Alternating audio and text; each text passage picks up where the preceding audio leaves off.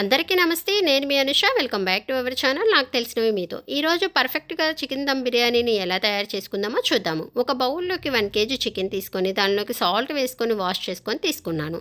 ఇప్పుడు అందులోకి half spoon పసుపు, 2 tablespoon chilli powder, 2 tablespoon crystal salt and 2 tablespoon ginger garlic paste and 3 tablespoon curd, 2 tablespoon ఆయిల్ని తీసుకున్నాను.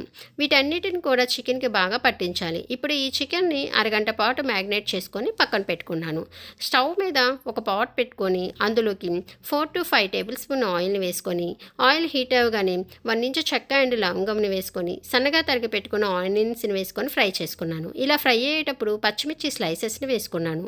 Half spoon పసుపు and సన్నగా తరిగి పెట్టుకున్న 2 మీడియం సైజు టమోటాలను వేసుకొని ఫ్రై చేసుకున్నాను. ఇలా ఫ్రై అయ్యాక అందులోకి 2 టేబుల్ స్పూన్ జింజర్ గార్లిక్ పేస్ట్ని వేసుకొని ఫ్రై చేసుకున్నాను.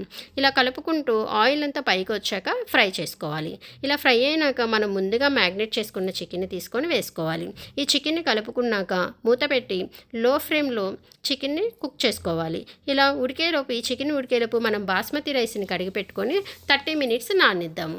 ఈలోపు ఒక ప్యాన్ పెట్టుకొని 2 టేబుల్ స్పూన్ ధనియాలు, 2 టేబుల్ స్పూన్ లవంగాలు, 1 ఇంచు చెక్క అండ్ ఒక బిర్యానీ లీఫ్ అండ్ 4 మిరియాలు, 5 జీడిపప్పుల్ని వేసుకొని లో ఫ్లేమ్లో ఫ్రై చేసుకొని అవి చల్లారినాక ఒక మిక్సీ గిన్నె తీసుకొని అందులోకి వేసుకొని 1 table spoon dried coconut powder వేసుకొని ఫైన్ పేస్ట్లా చేద్దాము.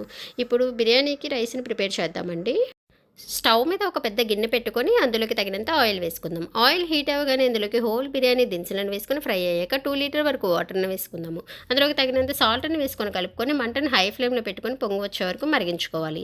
ఎసురు తొందరగా మరగాలంటే ఇలా పైన ప్లేట్ పెట్టుకోవాలండి. ఎసురు మరిగాక మంటను లో ఫ్లేమ్లో పెట్టుకొని మనం ముందుగా నానపెట్టుకున్న బాస్మతి రైస్ని వాటర్ లేకుండా ఇలా వేసుకోవాలండి. రైస్ అంతా కలుపుకున్నాక ఇప్పుడు మంటను మనం మీడియం ఫ్లేమ్లో పెట్టుకొని కుక్ చేసుకోవాలి. బాస్మతి రైస్ని మనం ఎక్కువసేపు నానపెట్టి ఉంచాం కాబట్టి చాలా తొందరగా ఉడుకుతుంది. ఇప్పుడు మనమైతే ఈలోపు మనం వేరొక ప్యాన్ పెట్టుకొని అందులోకి డీప్ ఫ్రైకి సరిపడినంత ఆయిల్ని అయితే వేసుకుందాము. ఇలా సన్నగా కట్ చేసుకున్న ఆనియన్స్ని ఫ్రై చేసుకొని ఒక పక్కన పెట్టుకుందాము. ఇప్పుడైతే రైస్ని అయితే చూద్దామండి. సో రైస్ అయితే ఆల్మోస్ట్ కుక్ అయిపోయిందండి. ఇలా గెంటితో పట్టుకుంటే 80% అయితే కుక్ అవ్వాలండి. సో నేనైతే రైస్ని డ్రైన్ అవుట్ చేసి పక్కన పెట్టేసుకున్నాను. సో ఇప్పుడైతే ఒకసారి చికెన్ కర్రీని అయితే చెక్ చేద్దామండి. చికెన్ కర్రీ కూడా చాలా సాఫ్ట్గా అయితే ఉడికిపోయిందండి.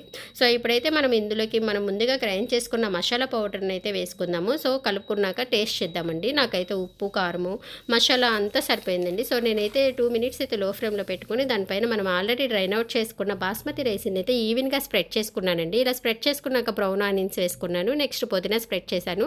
నెక్స్ట్ కర్రీ లీఫ్ వేసుకున్నానండి. నా దగ్గర అయితే కస్తూరి మేతి ఉందండి. సో ఇలా స్ప్రెడ్ చేసుకున్నాను.